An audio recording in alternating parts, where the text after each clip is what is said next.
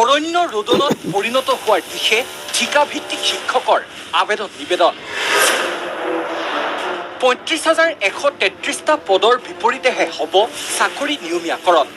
যাৰ অভিজ্ঞতা আছে সমগ্ৰ শিক্ষাত শিক্ষকতা কৰাৰ এনে শিক্ষকে এই ৩৫,০০০ চাকৰিৰ বিপৰীতে আবেদন কৰিব পাৰিব আৰু কৰিলে চৰকাৰে বিবেচনা কৰিব ইয়াত নতুন শিক্ষকে আবেদন কৰিব নোৱাৰে নতুনকৈ কোনো আবেদন কৰিব নোৱাৰে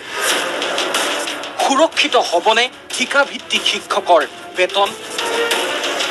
ঠিকাভিত্তিক শিক্ষকৰ চাকৰি নিয়মীয়াকৰণৰ বাবে ইতিপূৰ্বে কৰা সকলো ঘোষণা অথবা প্ৰতিশ্ৰুতি বাদ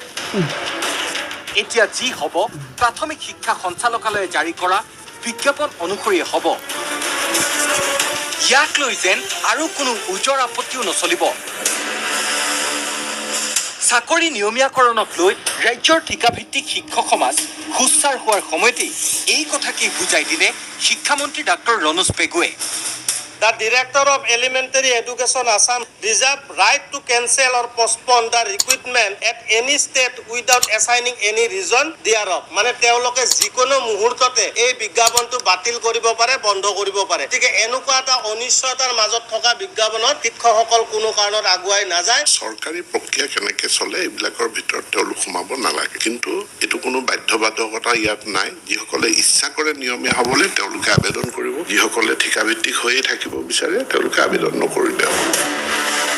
কেৱল সেয়াই নহয় বিজ্ঞাপন অনুসৰি চাকৰি নিয়মীয়াকৰণ হ'লে শিক্ষক সমাজে লাভ কৰিবলগীয়া সুবিধা সন্দৰ্ভতো ব্যাখ্যা কৰে শিক্ষামন্ত্ৰীগৰাকীয়ে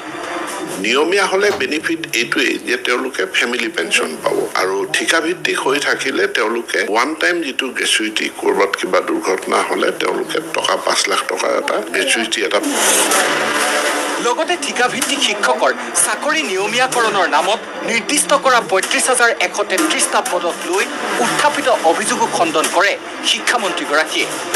৩৫,১৩৩টা পদৰ নামত তেওঁলোকে বিজ্ঞাপন আহ্বান কৰিছে সেই পদখিনি কিন্তু আমি যিমান দূৰ জানো আজি তাৰিখলৈকে বিভাগত সৃষ্টি হোৱা নাই গতিকে যিখিনি পদ সৃষ্টি হোৱা নাই তাৰে ওপৰত বিজ্ঞাপন এটা দি কেৱল শিক্ষকসকলক শংকাৰ মাজত দিন অতিবাহিত কৰাৰ তেওঁলোকে এক ব্যৱস্থা কৰিছে যি ব্যৱস্থা কেতিয়াও শিক্ষক সমাজে গ্ৰহণ নকৰে কেবিনেট সিদ্ধান্ত হৈ বিত্ত বিভাগে ৩৫,০০০ পোষ্ট ক্ৰিয়েট কৰি দিছে ফৰ স্পেচিয়েল ৰিক্ৰুটমেণ্ট ড্ৰাইভ যাৰ অভিজ্ঞতা আছে সমগ্ৰ শিক্ষাত শিক্ষকতা কৰাৰ এনে শিক্ষকে এই ৩৫,০০০ চাকৰিৰ বিপৰীতে আবেদন কৰিব পাৰিব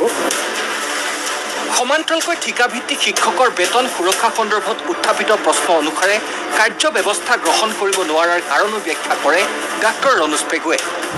এই যে যোৱা 12টা বছৰ আমি সেৱা আগবঢ়াইছিলোঁ এই 12টা বছৰৰ 11টা ইনক্ৰিমেণ্ট পাইছোঁ ইতিমধ্যে গতিকে 11টা ইনক্ৰিমেণ্ট লৈ যাব লাগিলে আজিৰ দিনত আমাৰ মানে যদি আমাক নতুন চাকৰি যোগদান কৰিব লাগে তেতিয়াহ'লে আমাৰ প্ৰতি মাহত একোজন শিক্ষকৰ 15,000 পৰা 16,000কৈ লোকচান সন্মুখীন হ'ব প্ৰথম তেওঁলোকৰ যিটো নিযুক্তি সেইটো ঠিকাভিত্তিক নিযুক্তি আৰু এতিয়াৰ নিযুক্তিটো নিয়মীয়া শিক্ষক হিচাপে সেই সময়ত নিয়মীয়া শিক্ষকৰ নিযুক্তিৰ কোনো ব্যৱস্থা কৰা হোৱা নাছিল ঠিকাভিত্তিকে কৰা হৈছিল তাকে ঠিকাভিত্তিক হিচাপে তেওঁলোকে চাকৰি নিযুক্ত হ'ল পৰৱৰ্তী পৰ্যায়ত ঠিকাৰ ম্যাদটো বঢ়াই 60 বছৰ তেওঁলোকৰ বয়সলৈকে কৰা হ'ল কিন্তু তেওঁলোক নিয়মীয়া শিক্ষক নহয়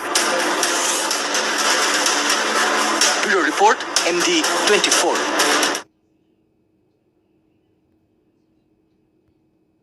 প্ৰথম তেওঁলোকৰ যিটো নিযুক্তি সেইটো ঠিকাভিত্তিক নিযুক্তি আৰু এতিয়াৰ নিযুক্তিটো নিয়মীয়া শিক্ষক হিচাপে সেই সময়ত নিয়মীয়া শিক্ষকৰ নিযুক্তিৰ কোনো ব্যৱস্থা কৰা হোৱা নাছিল ঠিকাভিত্তিকে কৰা হৈছিল তাকে ঠিকাভিত্তিক হিচাপে তেওঁলোকে চাকৰি নিযুক্ত হ'ল পৰৱৰ্তী পৰ্যায়ত ঠিকাৰ ম্যাদটো বঢ়াই 60 বছৰ তেওঁলোকৰ বয়সলৈকে কৰা হ'ল গতিকে এতিয়াও ঠিকাভিত্তিক ম্যাদটো খালি 60 বছৰ বয়সলৈকে কিন্তু তেওঁলোক নিয়মীয়া শিক্ষক নহয় তো একাংশ শিক্ষকে দাবী কৰি আছে নিয়মীয়াকৰণৰ এটাই উপায় আছে সেইটো হ'ল নিয়মীয়া পদৰ কাৰণে বিজ্ঞপ্তি এতিয়া অসম চৰকাৰে ৩৫,০০০ শিক্ষকৰ পদ অভিজ্ঞ শিক্ষক যাৰ এক্সপিৰিয়েঞ্চ আছে ইয়াত নতুন শিক্ষকে আবেদন কৰিব নোৱাৰে নতুনকৈ কোনো আবেদন কৰিব নোৱাৰে গতিকে যাৰ অভিজ্ঞতা আছে সমগ্ৰ শিক্ষাত শিক্ষকতা কৰাৰ এনে শিক্ষকে এই ৩৫,০০০ চাকৰিৰ বিপৰীতে আবেদন কৰিব পাৰিব আৰু কৰিলে চৰকাৰে বিবেচনা কৰিব যদি কোনো শিক্ষকে বিচাৰে যে মোৰ 60 বছৰ পৰ্যন্ত মোৰ যি গ্যাৰান্টি আছে গতিকে মই ঠিকাভিত্তিক হিচাপে থাকিম তেওঁ ঠিকাভিত্তিক হিচাপে থাকিব পাৰিব কিন্তু কোনোবাই যদি বিচাৰে যে মই নিয়মীয়া হৈ যাওঁ তেতিয়াহ'লে তেওঁ ইয়াতে আবেদন কৰিলে তেওঁৰ চাকৰি নিয়মীয়া হ'ব নিয়মীয়া হ'লে বেনিফিট এইটোৱেই যে তেওঁলোকে ফেমিলি পেঞ্চন পাব আৰু ঠিকাভিত্তিক হৈ থাকিলে তেওঁলোকে ওৱান টাইম যিটো গ্ৰেচুইটি ক'ৰবাত কিবা দুৰ্ঘটনা হ'লে তেওঁলোকে টকা 5 লাখ টকাৰ এটা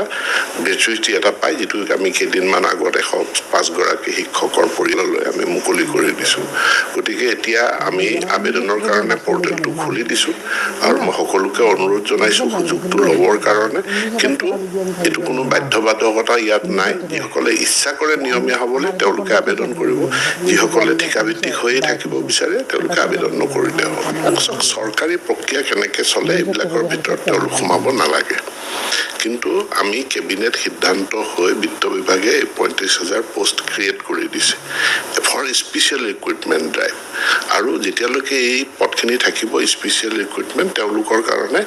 যিটো অভিজ্ঞ শিক্ষক বুলি কৈছোঁ তেওঁলোকে আবেদন কৰিব পাৰিব যেতিয়াই বিজ্ঞাপন ওলাব।